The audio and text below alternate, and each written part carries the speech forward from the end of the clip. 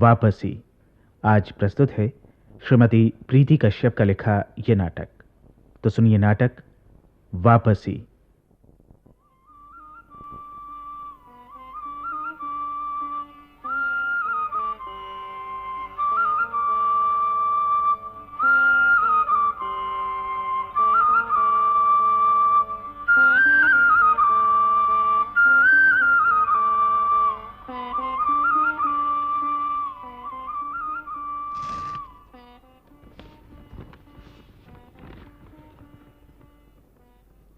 आदरणीय बाबूजी, किसी को कुछ बताए बिना मैं घर छोड़कर चला आया। आपको यह गलत लगा होगा, लेकिन मुझे ऐसा नहीं लगता। आप ही सोच देखिए, मेरे घर छोड़ने के पीछे क्या वजह हो सकती है। मैं तो यही कह सकता हूँ कि वहाँ इतने दिन मेरा दम घुटता रहा। माँ बीमार रहती थी और फिर एक दिन हम चारों बच्चों को हमेशा के लिए छोड़कर चली गई। मेरा पाँव पोलियो से बेजान होता चला गया, क्योंकि किसी अच्छे डॉक्टर से इलाज कराने के लिए आपके पास पैसे नहीं थे। बाबूजी, मैं कई बार सोचता था कि आपसे पूछूं। खैर, अब क्या पूछना, अब तो घर छोड़कर ही चला आया। कभी वापस आऊँगा या नहीं, कह नहीं सकता। मुझे ढूंढने की कोशिश न कीजिएगा। आपका बेटा रवि मेरी वजह से घर छोड़ा है। हिम्मत देखो 12 साल की छोकरे की। अभी पैजामा बांधने की तमीज नहीं है और चला है अपने बाप को लेक्चर देने। वापस नहीं आएगा। अरे तो इससे कहता कौन है वापस आ? नालायक कहीं का। बापूजी, क्या है? खालिद चाचा आए हैं। हा? अच्छा, उनसे कह दे अंदर आ जाए। अच्छा। आधा बरस राजेश्वर भाई। आधा बरस खालिद भाई। आइए आइए बैठिए। अरे भाई, रवि बेटे का कुछ पता चला? हाँ, आज ही चिट्ठी आई है। उसी ने लिखी है। कहाँ से? पूना से। पूना से? अरे इतनी दूर चला गया? अरे भाई, कुछ लिखा उसने कि ऐसी क्या बात हो गई थी जो वो? नहीं, कुछ नहीं लिखा। अरे कुछ बात होती तो लिखता भी। खालिद भाई, आजकल के लड़कों के दिमाग सातवें आसमान पे रहते हैं। किसी ने आपसे तुम कहा नहीं और चल दिए घर छोड़कर? नहीं भाई, अपना रवि तो ऐसा नहीं है, बहुत अखलाक वाला बच्चा है। अच्छा खैर, देखो जो हुआ सो हुआ। अब आप फौरन जाकर वापस ले आइए उसे। अपने आप आ जाएगा जी। जब भूख से दम निकलेगा तो सीधे घर का रास्ता ही सूझेगा। ला हौल वला कुव्वत भी कैसी बातें कर रहे हैं राजेश्वर भाई। अरे भाई, बेटा है आपका, देखिए गुस्सा थूक दीजिए और मामले की संजीदगी को समझिए। अरे कच्ची उम्र है बेटे की, कहीं गुमराह ना हो जाए। अब उसके नसीब में यही है तो हो जाए। और मुझे ऐसे बेटे से कोई हमदर्दी नहीं जो खुद अपने गिरने के लिए गड्ढा खोद रहा है। अरे राजेश्वर भाई देखो, देखिए खालिद भाई, अब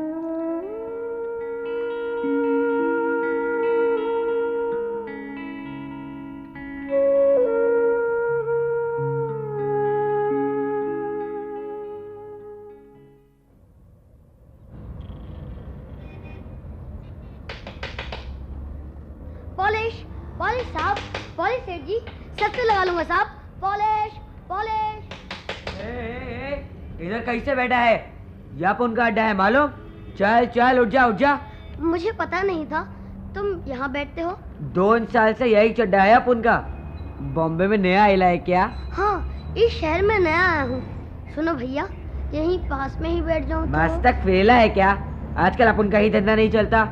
देखता नहीं अभी कितना कम लोग बूट पहनता है। चल चल उठा पेटी उठा। कहाँ जाऊँ मैं?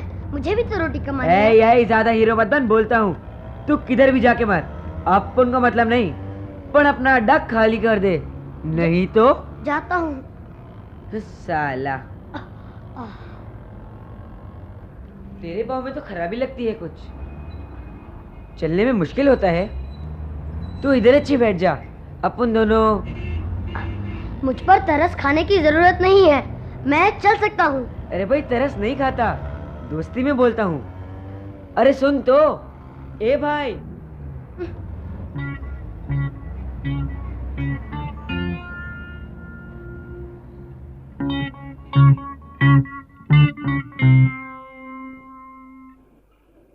अरे नहीं दीकरा, हमारे होटल में काम करने वाला पहले ही ज्यादा है, तुम्हारे को किधर रखेगा?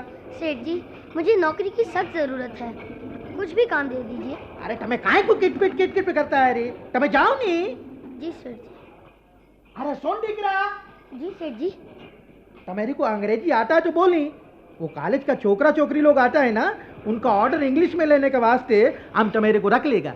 नहीं सेठ जी, मुझे अंग्रेजी नहीं आती। अरे इंग्लिश नहीं बोल सकता है, पैर से चल नहीं सकता है, फिर काहे को इतना बड़ा होटल में काम मांगने वास्ते आया? जाके फुटपाथ पे किसी चाय वाले का बर्तन साफ करो नी। अरे जाओ नी, जाओ जाओ। जी सेठ जी।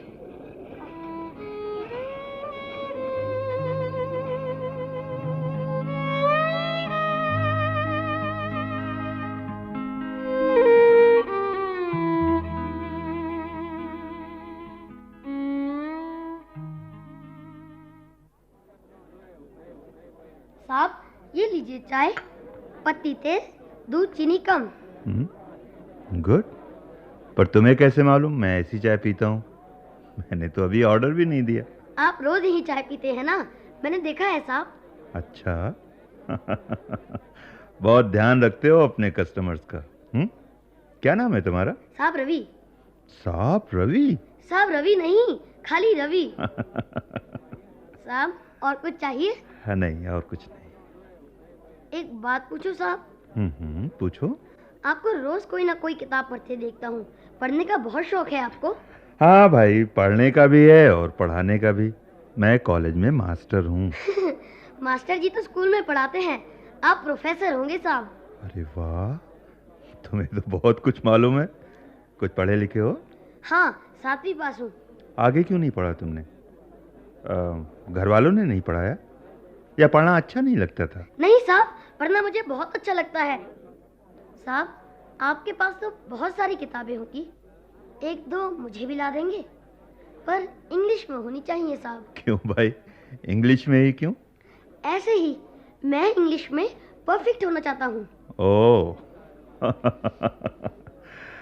तुम्हारे माँ बाप कहाँ हैं? माँ नहीं है। ओह, और पिता? जी वो अच्छा खैर छोड़ो। देखो रवि, पढ़ना ही है तो बाकायदा पढ़ो ताकि इम्तिहान पास कर सको, आगे बढ़ सको। ऐसा ही करूँगा साहब। लेकिन ये काम, इसे छोड़ दोगे? नहीं साहब, काम भी करूँगा, पढ़ूंगा भी। शाबाश, इरादे के पक्के लगते हो। ठीक है, मैं तुम्हारी मदद करूंगा।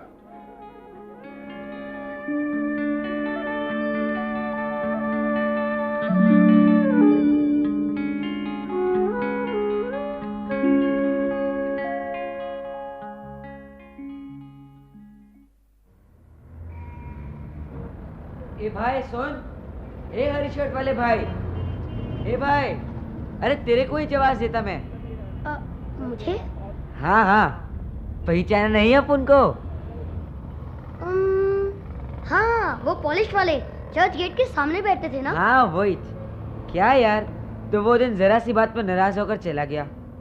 अपन तेरे को इतना बुलाया, अभी तक नाराज है क्या? नहीं दोस्त। तो कल से आजा अपन के अड्डे पर, पॉलिश का पेटी लेकर। नहीं दोस्त, वो काम छोड़ दिया है, अभी चाय की दुकान पर काम करता हूँ। शाबाश। पर ये किताब कैसा है तेरे हाथ में? पढ़ने जा रहा हूँ नाइट स्कूल में। वाह वाह, मान गए उस्ताद, तू तो एकदम हीरो बन गया। क्या नाम क्या है तेरा? रवि। रवि, अपन आज तेरे को बोलता है, तू एक दिन बहुत बड़ा सांप बनेगा, बहुत तरक्की करेगा। पर देख यार, अपन को नहीं भूलना। नहीं भूलूंगा दोस्त, पर तुमने अपना नाम तो बताया ही नहीं। शंकर। कभी कोई जरूरत हो तो सीधा यही शंकर के पास आ जाना। अभी जा, नहीं तो स्कूल को लेट हो जाएगा।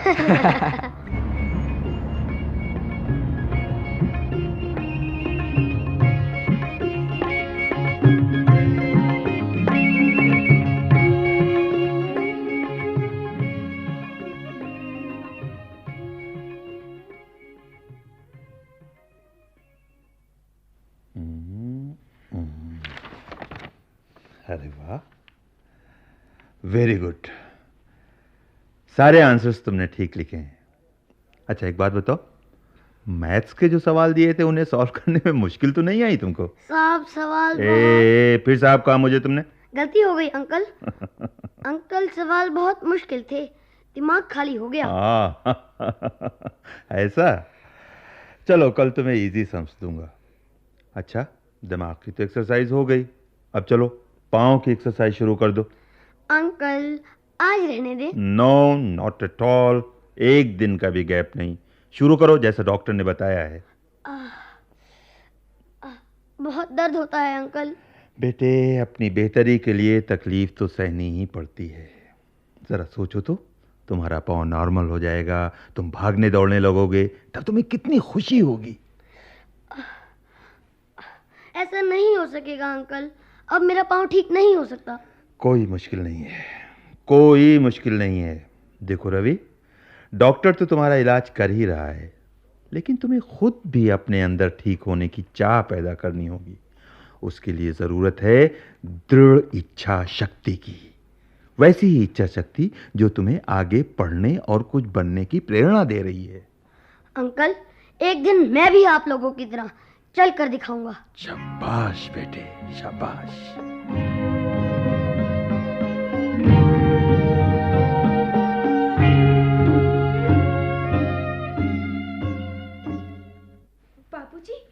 बाबूजी, भैया की चिट्ठी आई है। क्या? रवि की? ला दे तो। हाँ? ये तो तेरे नाम है नीरू बेटी, ले तू ही पढ़कर सुना दे। अच्छा। प्रिय नीरू, आज पूरे 7 साल बाद चिट्ठी लिख रहा हूँ। इन 7 वर्षों की बहुत लंबी कहानी है। थोड़े मैं ये बता दूं कि इस बीच में खाली नहीं बैठा रहा। कभी चाय की दुकान पे काम किया तो कभी ट्यूशन पढ़ाए और साथ साथ अपनी पढ़ाई चालू रखी। आज मैंने 12वीं पास कर ली है, अभी अभी रिजल्ट आया है। लेकिन मेरी सफलता के पीछे मेरी मेहनत से भी ज्यादा हाथ है एक प्रोफेसर अंकल का, जिन्होंने मुझे रहने के लिए जगह दी, पढ़ने लिखने में मेरी मदद की और सबसे बढ़कर मेरे अंदर आत्मविश्वास जगाया। इन अंकल का एक छोटा सा परिवार है, अंकल, आंटी और एक 6-7 साल की छोटी सी बिटिया जिसे उन्होंने गोद लिया है। उसे देखता हूं तो तुम तीनों की बहुत याद आती है। कैसा अभागा हूं मैं जो अपनी छोटी बहनों को देखने, उनसे बात तक करने के लिए तरस जाता हूं। पता नहीं कभी तुम्हारे लिए कुछ कर भी पाऊंगा या नहीं। तुम्हें, प्रतिमा और मीतू को मेरा बहुत बहुत प्यार। बाबूजी को नमस्ते। तुम्हारा बड़ा भाई रवि। भैया ने बहुत हिम्मत दिखाई बाबूजी, इतनी परेशानियां झेलकर भी 12वीं पास कर लिया।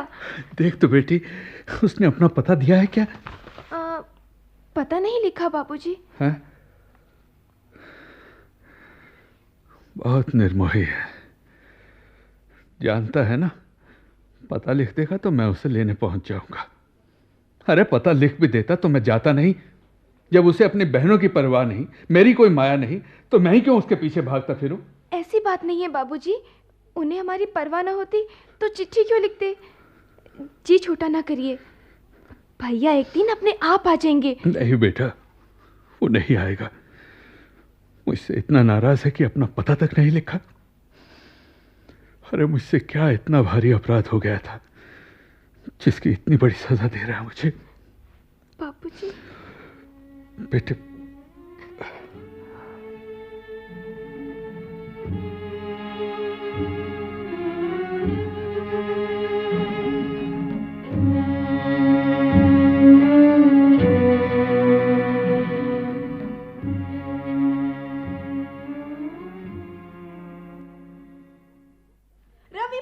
रवि भैया जल्दी से आंखें बंद कीजिए, जल्दी जल्दी। लगता है रिंकू मेरे लिए कोई प्रेजेंट लाई है। ये अभी कुछ नहीं बताएंगे, पहले आंखें बंद कर लीजिए। अच्छा बाबा ठीक है, लो। चीटिंग नहीं मांगता रवि भैया, चीटिंग नहीं। अच्छा भाई ठीक है, ये मैंने अपनी आंखें बंद कर ली। अब तो खुश हो ना? अच्छा, अब आंखें खोल सकते हो। अरे ये तो अखबार है, क्या है इसमें? अरे रिंकू मेरे एग्जाम का रिजल्ट। हाँ भैया, आप आर्किटेक्ट बन गए हैं, ये देखिए। अरे वाह रिंकू, मजा आ गया, मजा आ गया। मैं बहुत खुश हूँ रिंकू, तू बहुत बढ़िया खबर लेके आई है। अच्छा सुनो भैया, पहले मैं मम्मी पापा को ये खुशखबरी दे आऊं, फिर आगे तुमसे मिठाई खाती हूँ। Sure why not. मेरी मेहनत सफल हो गई। Today I am very happy, I am very happy. God bless you my son. Congratulations Ravi बेटे। अरे खुश रहो खुश रहो। बधाई हो आर्किटेक्ट साहब, आज तुमने अपनी मंजिल पा ही ली। आंटी ये सब तो आप दोनों का आशीर्वाद है। गलत बात, तुम्हारी मेहनत और लगन पहले, हमारा आशीर्वाद बाद में। आंटी आप लोगों ने आशीर्वाद ही नहीं मुझे बहुत सहारा भी दिया, मुझे ट्यूशन दिलवाए, अपने घर में रखा। मुफ्त नहीं रखा बेटे, उसके एवज में तुम्हें रिंकू को पढ़ाने की जिम्मेदारी सौंपी और इस तरह अपनी ट्यूशन के पैसे बचाया। रवि बेटे दरअसल तुम्हारी आंटी ये कहना चाहती हैं कि मैं ये कहना चाहती हूँ कि आज के दिन ये एहसान वहसान की बातें छोड़कर कुछ और बातें करो। अच्छा ये बताओ तुम्हारा प्रोग्राम क्या है आगे? अब प्रोग्राम तो बस एक ही आंटी, नौकरी। कल से ही डिफरेंट फर्म्स के दरवाजे खटखटाने शुरू कर देता हूँ। हाँ मेरे ख्याल में अभी नौकरी करना ही ठीक रहेगा। कुछ पैसा वैसा जोड़ लोगे तब चाहो तो अपना इंडिपेंडेंट काम शुरू कर सकते हो। रवि बेटा, बेटा तुमसे एक बात कहना चाहती थी। कहिए ना आंटी। बहुत साल हो गए तुम्हें घर छोड़े बेटे, अब तुम्हें आंटी प्लीज एक बार उन लोगों को मिलकर आ जाओ। आंटी देखिए फिलहाल तो मैं नौकरी ही करना चाहता हूँ। देखो रवि बेटे, जब भी हम तुम्हें घर वापस जाने को कहते हैं तो तुम कोई ना कोई बहाना बना देते हो। आखिर क्या वजह है? तुम वापस नहीं जाना चाहते? क्या तुम्हें अपने पिता, छोटी बहनों किसी की याद नहीं आती? बहनों की तो बहुत याद आती है अंकल, उनसे मिलने को जी छटपटाता है। अपने बाबूजी को भी मैं प्यार करता हूं, लेकिन उन्हीं की वजह से मैं घर छोड़ के यहां आया था। वो अंकल प्लीज ये चर्चा नहीं करें तो अच्छा है। मैं नहीं करेंगे बेटे, तुम परेशान मत हो। आज की खुशी के दिन भी ऐसी बातें ले बैठे। मैं अभी तुम्हारा मुंह मीठा कराती हूँ। ये बात की ना तुमने। आंटी मैं आप लोगों को विश्वास दिलाता हूं, एक दिन मैं घर जरूर लौटूंगा।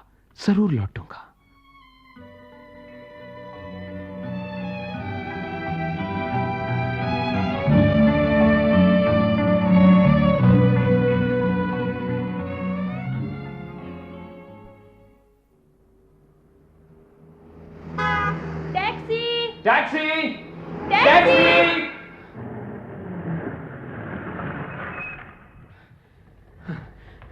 देखिए मैडम, ये टैक्सी मैंने रुकवाई है। जी नहीं, पहले मैंने आवाज दी थी। हो सकता है, लेकिन मुझे ऑफिस जल्दी पहुंचना है। आई एम सॉरी, मेरी भी जरूरी मीटिंग है। देखिए मैडम, बहुत देर बाद सिर्फ एक टैक्सी आई है और फिर कोई बस भी तो नहीं आ रही है। आएगा कैसे?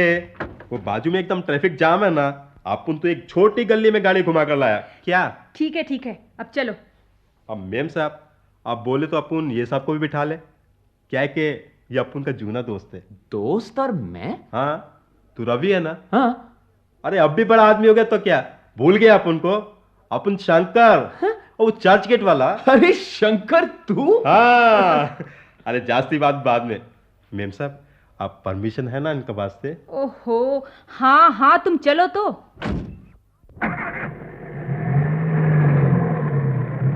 और सुनाओ शंकर, क्या हाल चाल है?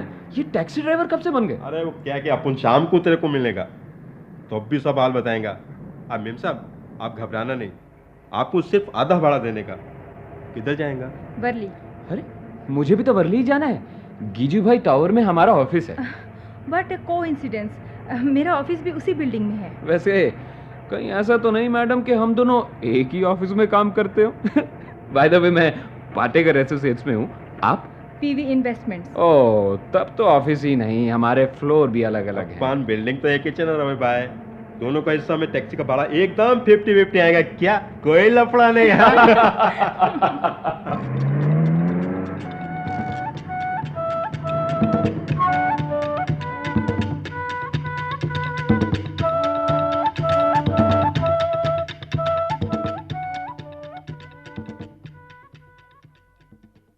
भाई वाह वाह वाह भाई, सुभान अल्लाह। अरे राजेश्वर भाई, ये काम तो रवि बेटे ने कमाल का किया है। अरे मियाँ, इनाम में मिले इतने सारे रुपए अपनी बहनों को तोहफे के तौर पर दे डाले।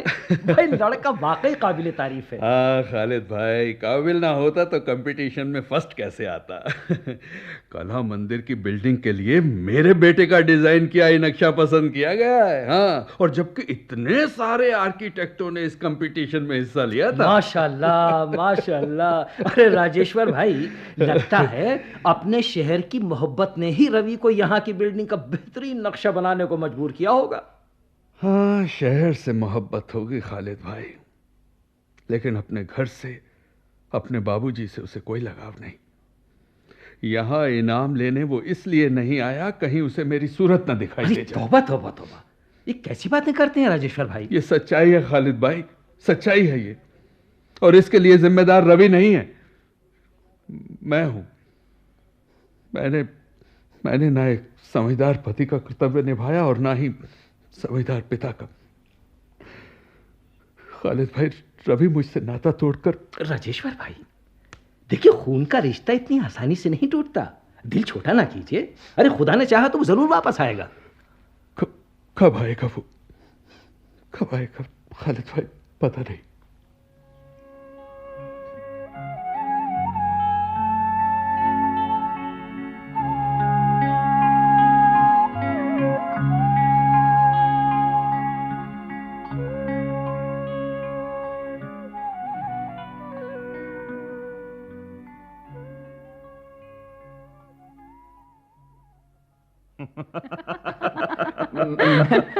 मैं सच कह रहा हूँ अंकल, पिछले 6 महीने से मैं और ये सुनीता एक ही टैक्सी में ऑफिस जाते हैं, लेकिन पहले ही दिन की तरह आज भी आधा किराया देती है। रवि, मेरा तो कहना है कि पूरा किराया तुम्हें ही देना चाहिए, क्यों Sunita? Very correct uncle, Ravi को तो मेरा शुक्रिया अदा करना चाहिए। मैं इनका आधा किराया बचा देती हूँ। क्यों रवि साहब, आपका बैंक बैलेंस जो दिनों दिन बढ़ता जा रहा है ना, वो मेरे ही बदौलत है, समझे? सुनीता, ये तो अच्छी बात है। इसका बैंक बैलेंस जितना ज्यादा होगा, शादी के बाद तुम्हारे उतने ही ठाठ होंगे। अब ये बताओ कि ठाठ करने के दिन कब आ रहे हैं? भाई, अब ये काम जल्दी ही होना चाहिए। ओ आंटी अभी ऐसी भी क्या जल्दी है? ए पागल, जल्दी है अंकल। हाँ, सुनीता और तुम बहुत अच्छे दोस्त हो ना?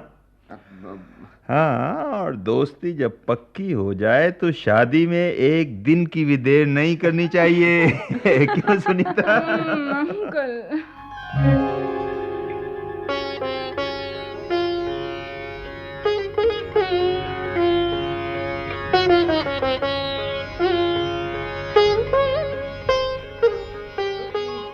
सुनीता डियर, जल्दी से ये टिकट संभालिए, परसों अपन शिमला के लिए रवाना हो रहे हैं। Thank you. एट लास्ट हमारा हनीमून पर जाने का प्रोग्राम बन ही गया।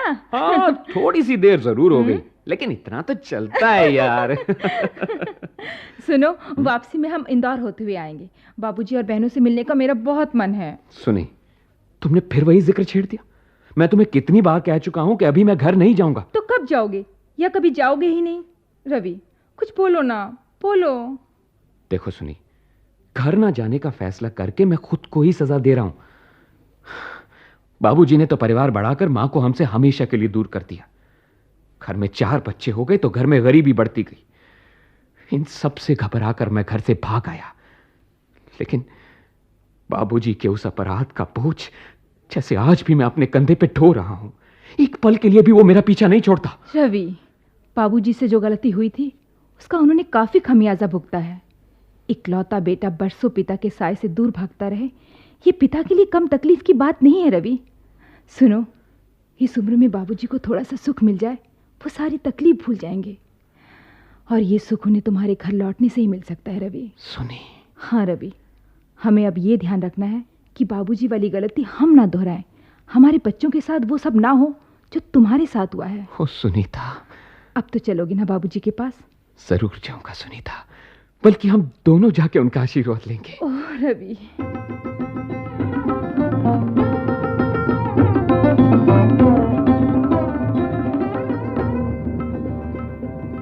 अरे आप बिल्कुल फिक्र ना कीजिए राजेश्वर भाई, खुदा के फजलो करम से नीरू बेटी की शादी बहुत अच्छी तरह निमट जाएगी। सब आपका सहारा है खालिद भाई। आज रवि होता तो बहन की शादी की सारी जिम्मेदारी अपने कंधे पर ले लेता। खालिद भाई, बेटे के बगैर तो मैं बहुत अकेला हो गया। हौसला रखिए भाईजान, हौसला रखिए। और रवि भी देखिए किसी ने। बाबूजी। प्रणाम बाबूजी। कौन? रवि, तू रवि है ना? हाँ बाबूजी, मैं रवि, आपका बेटा। और ये आपकी बहू। प्रणाम बाबूजी। सौभाग्यवती हो बेटी। उठो उठो उठो। आदाबर से खाली चचा। अरे जीते रहो बेटे, जीते रहो, जीते रहो। खालिद भाई देख रहे हैं आप? है मेरा रवि लौट आया है। अरे मेरा बेटा लौट आया है। बाबूजी मैंने आपको बहुत दुख दिए, मुझे माफ कर। अरे नहीं नहीं नहीं बेटा, नहीं। माफी किस बात की बेटा। तूने तो मेरी आंखें खोल दी बेटे। मेरे मन में एक गलत धारणा थी कि ज्यादा बच्चों से ज्यादा खुशी मिलती है। आज वो धारणा दूर हो गई बेटे, आज वो धारणा दूर हो गई। अरे अब तो खुश है ना राजेश्वर भाई? आपका बेटा ठीक मौके पर आ गया घर। हाँ खालिद भाई, मैं बहुत खुश हूँ, बहुत खुश। मुझे तुम्हारी बहुत जरूरत थी रवि बेटे। कल नीरू की शादी है। सच? हाँ, अब तुझे और बहू को ही ये संभालना है सब कुछ। क्यों बहू? जरूर बाबूजी, आप तो आराम से बैठकर बस ऑर्डर देते जाइए। हाँ, और क्या तुम्हें दोनों को करना है भाई साहब।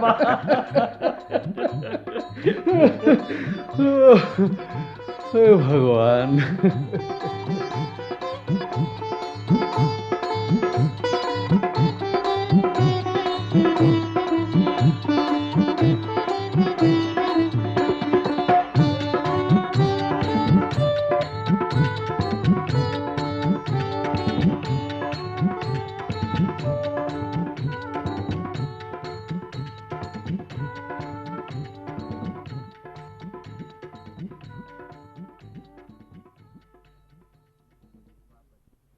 वापसी। अभी आपने श्रीमती प्रीति कश्यप का लिखा यह नाटक सुना। नाटक के निर्देशक थे सुदर्शन कुमार, प्रस्तुतिकरण सहायक महफूज हसन। नाटक में भाग लेने वाले कलाकार थे सर्वश्री बनवारी तनेजा, एस.एम. जहीर, मोहम्मद अयूब, अमरदीप झा, फरहा वकील, असीम, बाबला कोचर, अमित, सुनीता शाहबादी और रीता गुलियानी। यह नाटक केंद्रीय नाटक एकांश द्वारा आकाशवाणी के दिल्ली केंद्र पर तैयार किया गया।